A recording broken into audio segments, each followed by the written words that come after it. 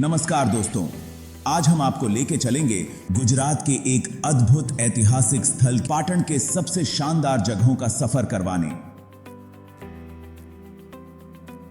दोस्तों, हमारी यात्रा की शुरुआत होती है रानी की वाव। यह 11वीं सदी की अद्वितीय बावड़ी न केवल वास्तुकला की उत्कृष्टता का प्रतीक है, बल्कि यह हमारे पूर्वजों की जल संरक्षण के प्रति गहरी समझ को भी दर्शाती है। तो चलिए जानते हैं इस खूबसूरत स्थल के बारे में और क्यों यह यूनेस्को की विश्व धरोहर स्थल में शामिल है। रानी की वाव, जिसे रानी की बावड़ी भी कहा जाता है, सरस्वती नदी के किनारे पर स्थित है।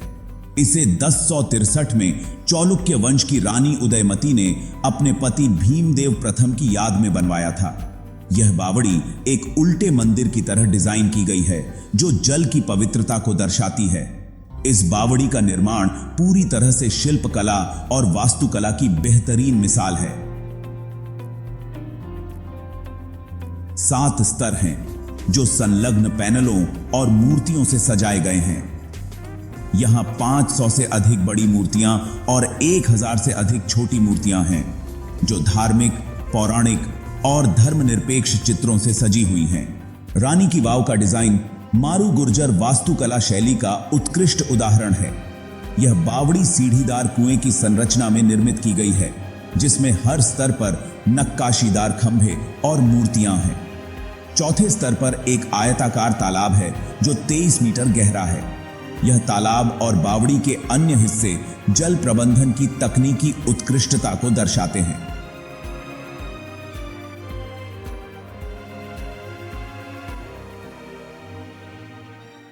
इतिहासकारों के अनुसार रानी की वाव का निर्माण 20 वर्षों में पूरा हुआ था।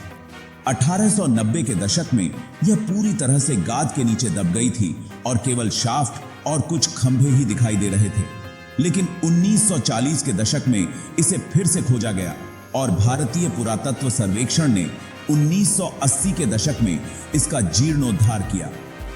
2014 में इसे यूनेस्को की विश्व धरोहर स्थलों में शामिल किया गया।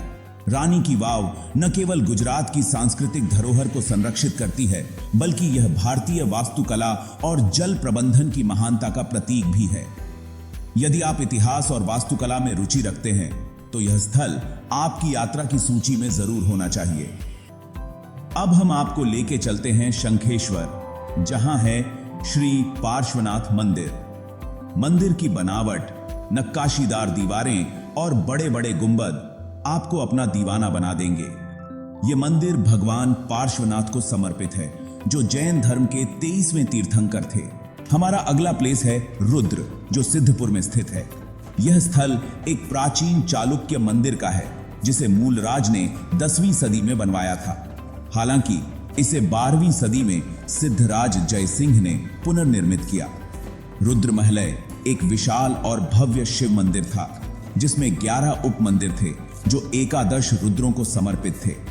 इस मंदिर को पहले अलाउद्दीन खिलजी ने तोड़ा तथा बाद में अहमद शाह प्रथम। आज भले ही यह मंदिर टूट फूट गया है, लेकिन इसकी खूबसूरती और इसका इतिहास आज भी जिंदा है।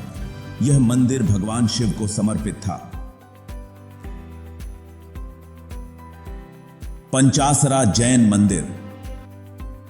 अब हम पाटन शहर के मध्य में स्थित पंचासरा जैन मंदिर की ओर बढ़ेंगे। पाटन में 100 से अधिक मंदिर हैं, जिनमें कई जैन मंदिर भी शामिल हैं। इनमें सबसे प्रसिद्ध महावीर स्वामी देसार और पंचासरा देसार हैं। यह मंदिर अपनी लाजवाब बनावट और नक्काशी के लिए जाना जाता है।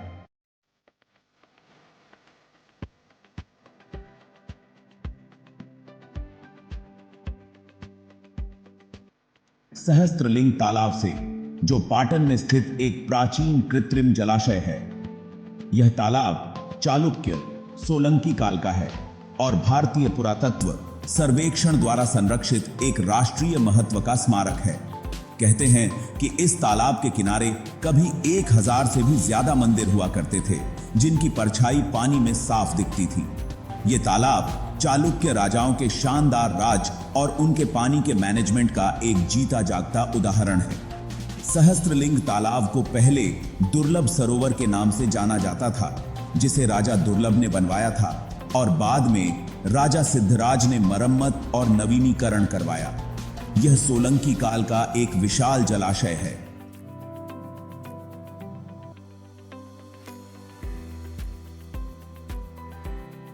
बिंदु सरोवर, सिद्धपुर। दोस्तों, हमारे सफर का आखिरी पड़ाव है बिंदु सरोवर, जो सिद्धपुर में है। यह स्थल मातृ तर्पण के लिए प्रसिद्ध है और धार्मिक अनुष्ठानों के लिए एक महत्वपूर्ण स्थान है। यहां की शांतिपूर्ण और दिव्य वातावरण आपको एक अद्भुत अनुभव देगा।